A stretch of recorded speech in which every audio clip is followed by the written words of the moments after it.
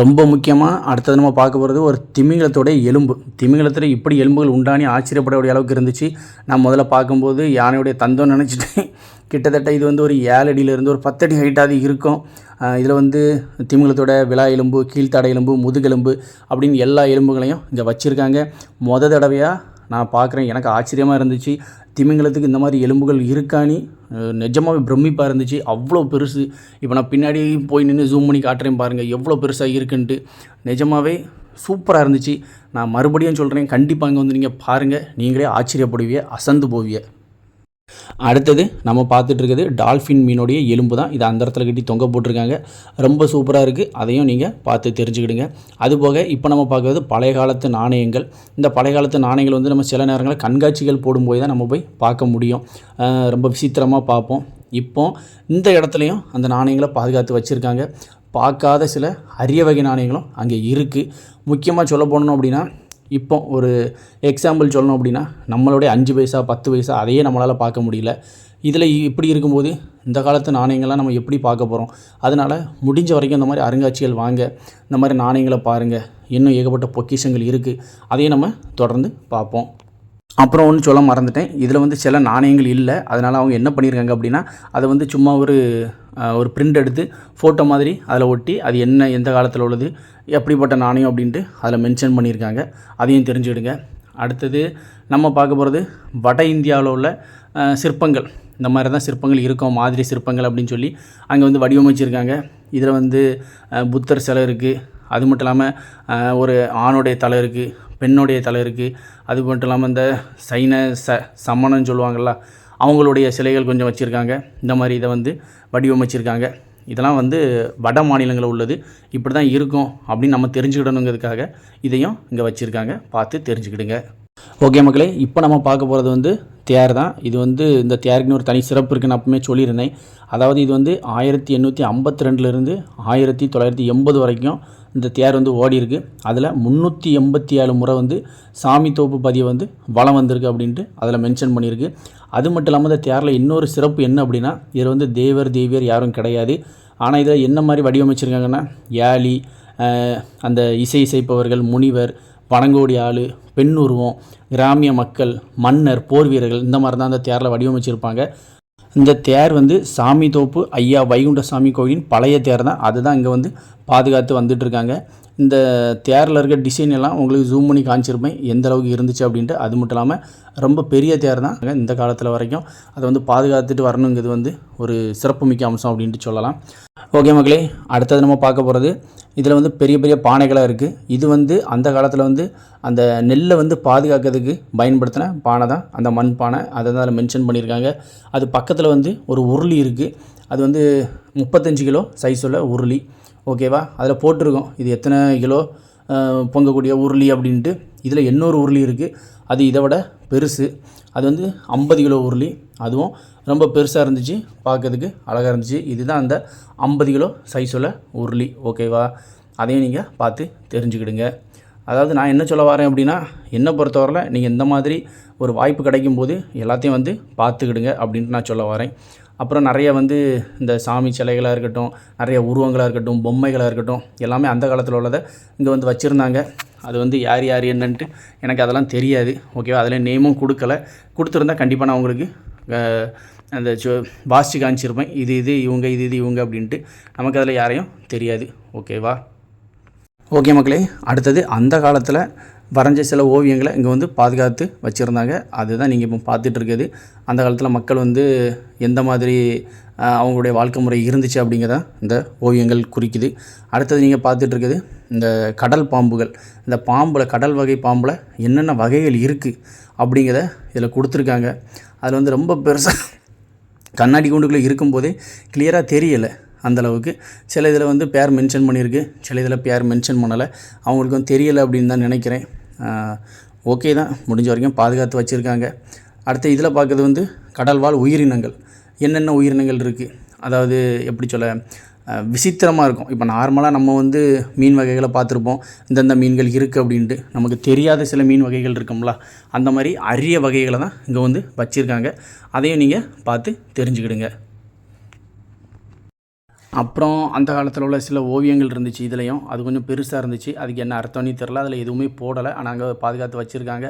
அதுபோக இதில் இருக்கக்கூடிய இந்த பலகை எல்லாமே தேரில் உள்ளது. ஒவ்வொரு இதில் உள்ளது. அதை தான் அதில் வந்து கொடுத்துருக்காங்க சிற்பங்களாட்டு. ஓகேவா?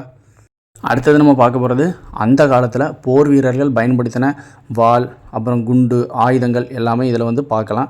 முக்கியமாக முதல்ல இருக்கிறது வந்து வீரபாண்டிய கட்டபொம்மன் அவங்களுடைய வாள் தான் முன்னே இருக்குது. ரெண்டாவது திருப்பாச்சியார் வாள். மூணாவது இருக்கிறது வந்து என்ன வாள் அப்படின்ட்டு அதில் நேம் எதுவும் கொடுக்கல. அது வந்து ஆக்சுவலாக அந்த நேரத்தில் கிடச்சிருக்கு. ஆனால் அவங்களுக்கு தெரியலைங்கிறதுனால அதில் மென்ஷன் பண்ணலை. ஓகேவா? அதில் வந்து யார் அன்பளிப்பு பண்ணா அப்படிங்கிறது தான் இருக்குது. இது வந்து உதயகிரி கோட்டையில் கண்டெடுக்கப்பட்ட குண்டு. எவ்வளோ கொடூரமாக இருக்குதுன்னு பாருங்களேன். இதை தூக்கி போட்டால் என்ன ஆகும் ஆட்கள்? அந்தளவுக்கு பயங்கரமான குண்டாக இருந்துச்சு. ரொம்ப பெருசு. ஓகே, அடுத்தது இதெல்லாம் வந்து அந்த காலத்தில் உள்ள பொம்மைகள். சரியா? இது வந்து இந்த எதில் பண்ணது, இது வந்து தோல் பொம்மைகள். ஓகேவா? அதில் வந்து ராவணன் அதில் முதல்ல கொடுத்துருக்க நேம் வந்து ஓகேவா தோல், எப்படி சொல்ல, இந்த விலங்குகளுடைய தோல் இருக்குல்ல, அதில் பண்ண பொம்மைகள் தான் இதில் இருக்கக்கூடிய பொம்மைகள் எல்லாம். அதுவும் ரொம்ப அழகாக இருந்துச்சு.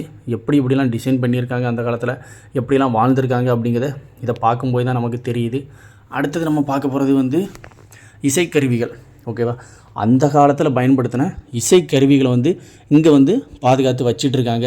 அதில் என்னென்ன இருக்குது அப்படின்ட்டு நம்ம ஒன்று ஒன்றா பார்க்கலாம்.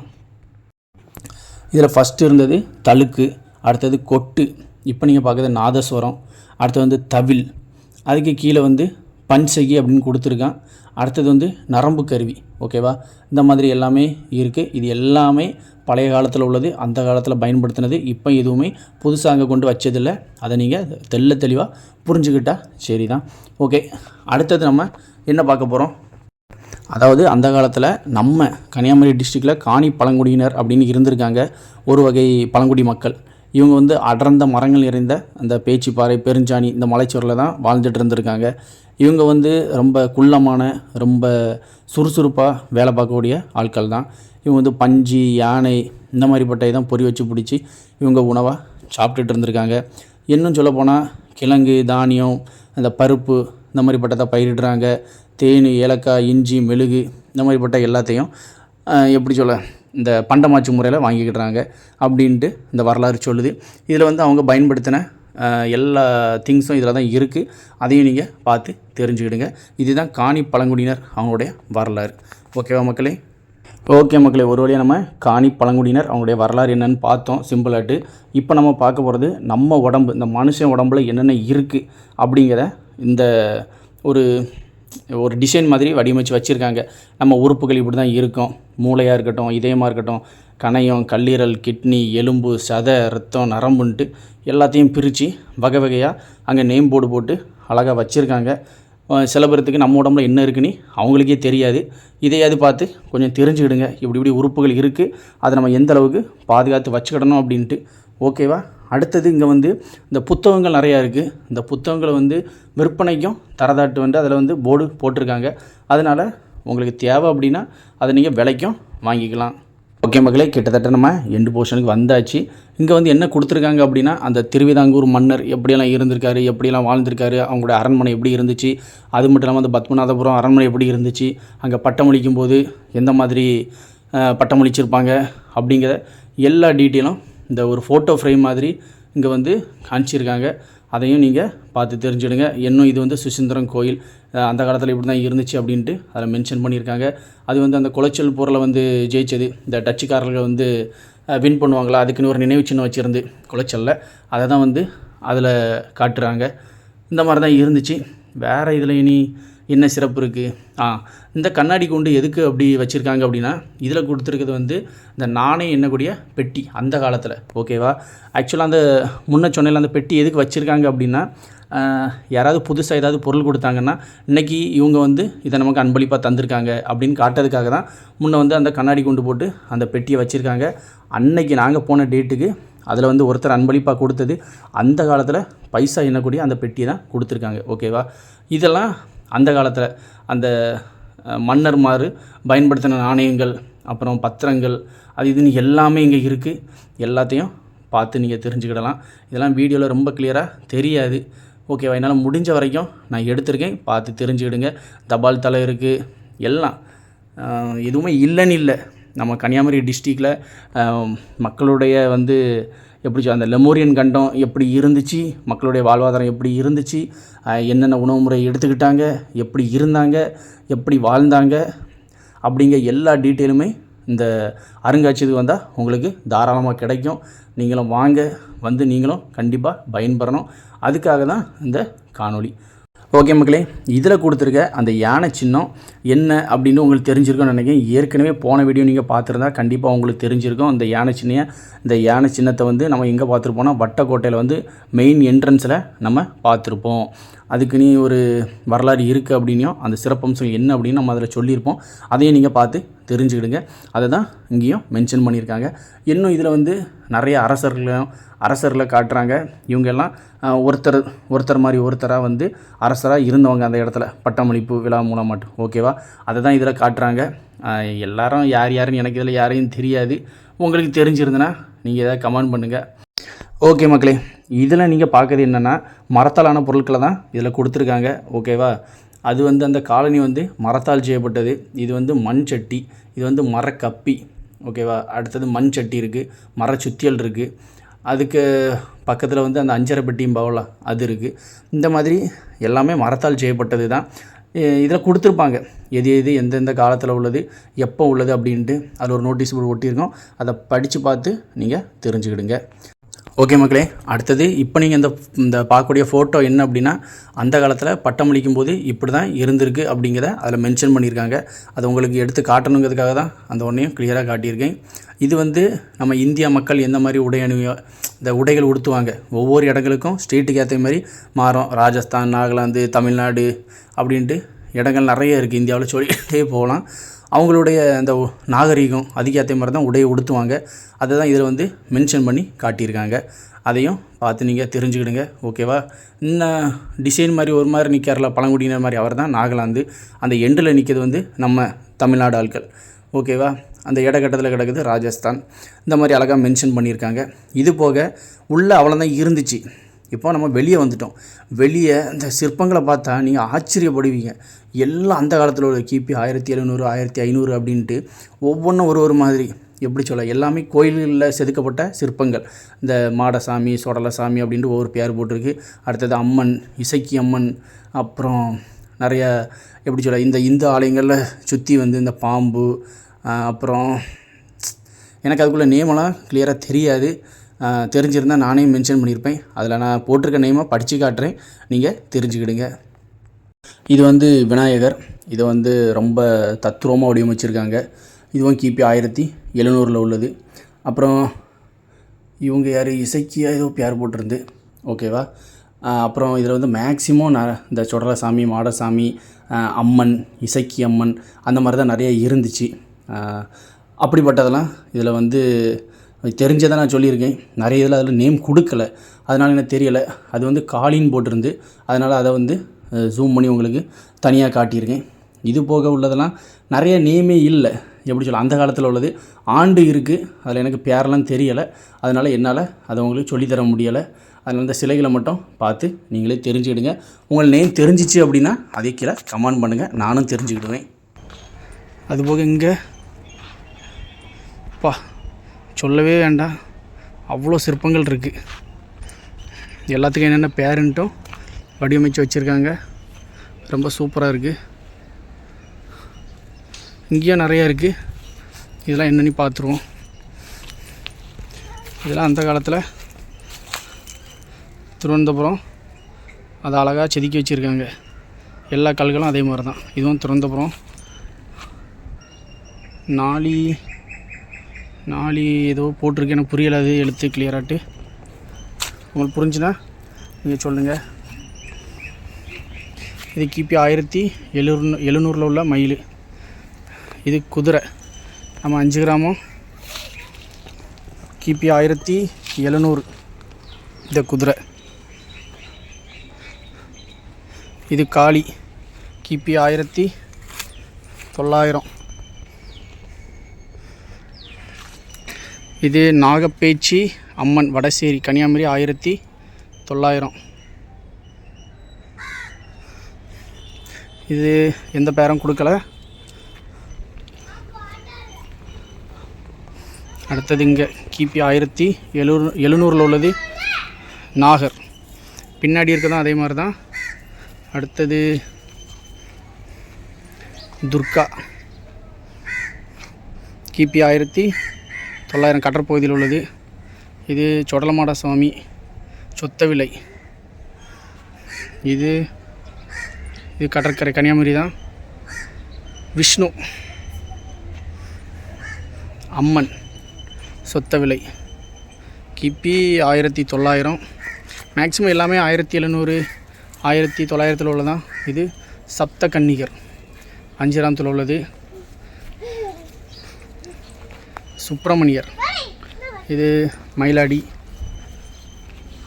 அடுத்தது இந்திரன், இதுவும் மயிலாடி தான். எல்லாம் 1700. இது காளி 1700. இதுவும் மயிலாடியில் உள்ள காளி. ஓகே. இது கணேசர் கிபி 1900. இது வாயு கிபி 1700 உள்ளது மயிலாடி. அதே மாதிரி தான் மயிலாடி சொத்தவிலை கன்னியாகுமரி அந்த மாதிரி ஏரியாக்களில் உள்ள எல்லா சிற்பங்களும் இருக்குது. கிட்டத்தட்ட சொன்னது மாதிரி தான் 1700 1900 உள்ளது உங்களுக்கு பார்த்தாலே தெரியும். இது விஷ்ணு. அடுத்தது யானை. இது கடற்கரை பகுதியில் உள்ளது இந்த யானை. ஓகேவா. அடுத்தது யார்? நந்தி. இதுவும் 1900 உள்ளது இந்த நந்தி. அடுத்தது ஐயனார். இவரும் 1900 உள்ளது கன்னியாகுமரி. இது நம்ம டிஸ்ட்ரிக். அடுத்தது நாய் 1700 உள்ளது.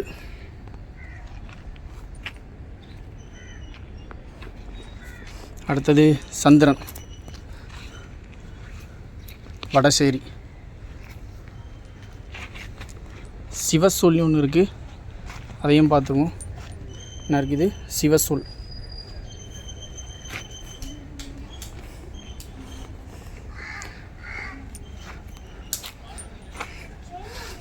அப்புறம் ஒரு பெரிய மண்டபமே இருக்குது.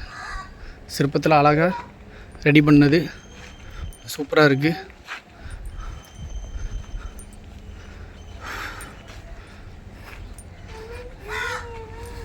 அதே இது தான், அங்கே இருந்தது தான்.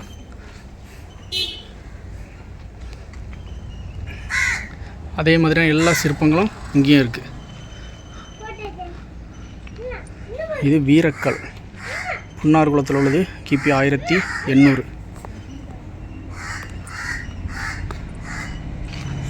இது சதிக்கல் கிபி 1600.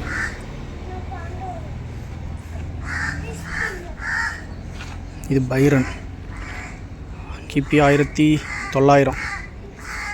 வேறு யார்? மாடசாமி. துர்கா. பிடாரி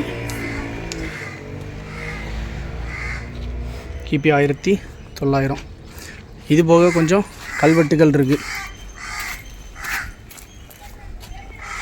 இது எல்லாமே கல்வெட்டுக்கள். இது சரலூர் கல்வெட்டு. இது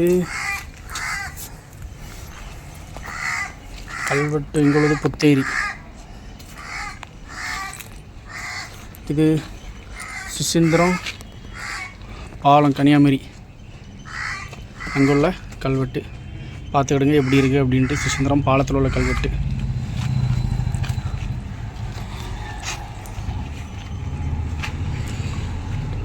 இது கழுவன் திட்டை கல்வெட்டு. இது ராமன் துறை கன்னியாகுமரி மாவட்டம்.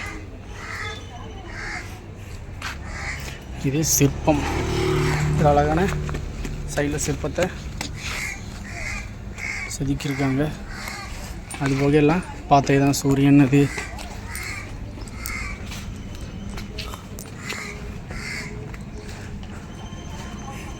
இது யாழி திருவிதாங்கோடு.